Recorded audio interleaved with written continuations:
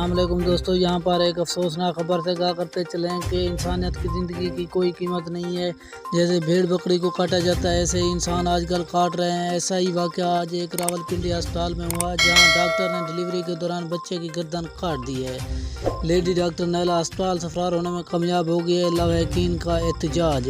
راولپنڈی کے ہسپتال میں ڈاکٹر نے ڈلیوری کے دوران بچے کی گردن کاٹ دی ہے۔ ایکسپریس نیوز کی رپورٹ کے مطابق یہ افسوسناک واقعہ راولپنڈی کے مقامی ہسپتال میں پیش آیا ہے، جہاں حاملہ خاتون کو طبیعت ناسازی کی وجہ سے گزشتہ رات ہسپتال منتقل کیا گیا تھا، جہاں ڈاکٹر نیلا نے ڈلیوری کے دوران کمسن بچے کی گردن ہی کاٹ دی۔ ہسپتال انتظامیہ کی جانب سے متاثرہ خاندان پر قانونی کارروائی نہ کرنے کے لیے بھی دباؤ ڈالا گیا ہے۔ متاثرہ شہری کی جانب سے تھانہ نیو ٹاؤن پولیس کو واقعے سے متعلق آگاہ کر دیا گیا ہے۔ واقعے کی اطلاع ملنے کے بعد پولیس موقع پر پہنچی، تاہم لیڈی ڈاکٹر ہسپتال سے فرار ہونے میں کامیاب ہو گئی ہے۔ لواحقین نے ہسپتال کے باہر احتجاج مظاہرہ بھی کیا اور ڈاکٹر کے خلاف سخت ایکشن لینے کا مطالبہ کیا ہے۔